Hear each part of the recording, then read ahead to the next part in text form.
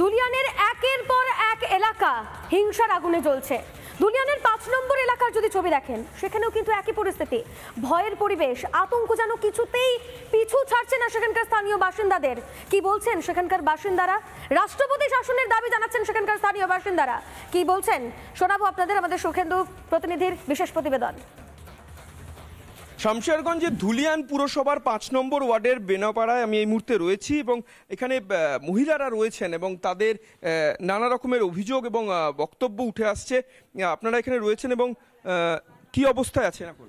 আমরা এখানে খুব দুশ্চিন্তায় রয়েছি। আমরা ৬ দিন ধরে আমাদের না খাওয়া না ঘুম, মানে আমাদের পরিস্থিতি খুবই সংকটের মধ্যে আছি।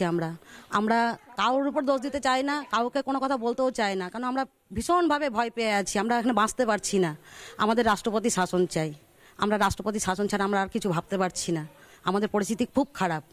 আমরা এখানে কেন্দ্রীয় বাহিনী রয়েছে, তো কেন্দ্র বাহিনী রয়েছে, কিন্তু কেন্দ্র বাহিনী রয়েছে সত্ত্বেও এখানে কিভাবে আগুন লাগলো? আজকে পুরো হিন্দুদের দোকানে শুধু আগুন লাগছে, হিন্দুদের বাড়িতে আগুন লাগছে।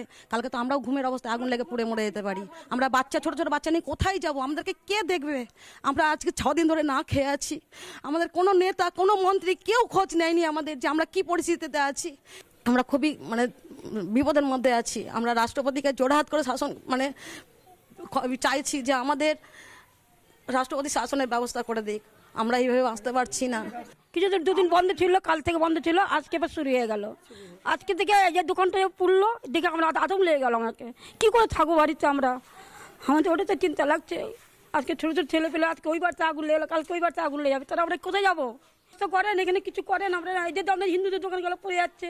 আজকালকে আমাদের দোকান বাড়ি পুড়ে যাবে, রাত্রে ঘরে ঘুমিয়ে থাকবো, কেসে আগুন লেগে দিবে।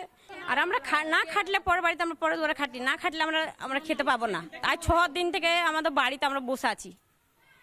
6 দিন থেকে আমাদের এইভাবে অবস্থা যেছে, খাওয়া নাই দাওয়া নাই ভালো করে, কি করে হবে বলেন? আমরা কিভাবে থাকবো? আমরা কিছু জানি, আমরা এখানে ক্যাম্প বসাবার ব্যবস্থা করেন। মানুষজন যারা রয়েছেন তারা প্রত্যেকেই খুব আতঙ্কের মধ্যে দিন কাটাচ্ছেন এবং তার কারণ হচ্ছে যেভাবে যে ঘটনা একের পর এক ঘটে চলেছে তাতে রীতিমতো আতঙ্কে দিন কাটছে। শুধু দিন কাটানো নয়, রাতও তাদেরকে জেগে কাটাতে হচ্ছে, কারণ কখন কি ঘটে যায়। কেন্দ্রীয় বাহিনী থাকলেও তাদের মধ্যে কিছুটা স্বস্তি থাকলেও কিন্তু পুরোপুরি ভরসা নেই, কারণ তারা চাইছেন যে এখানে রাষ্ট্রপতি শাসন জারি হোক এবং একই সঙ্গে কেন্দ্রীয় বাহিনীর যদি কোনো ক্যাম্প থাকে সেই ক্যাম্প হোক, সেই রকম একটা পাকাপাকি বন্দোবস্ত বা ব্যবস্থা হোক। তাহলেই তাদের এই যে তারা যে অস্বস্তিতে রয়েছেন বা তাদের যে উৎকণ্ঠায় রয়েছেন সেই উৎকণ্ঠার দিনগুলো কিছুটা হলেও সুরাহা হবে। ভিডিও জার্নালিস্ট দেবব্রত বোসের সঙ্গে সুখেন্দু সরকার, রিপাবলিক বাংলা, শমশেরগঞ্জ।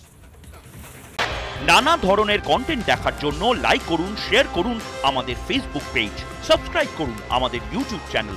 পাশাপাশি অন্যান্য ব্রেকিং নিউজের জন্য অবশ্যই চোখ রাখুন রিপাবলিক বাংলায়।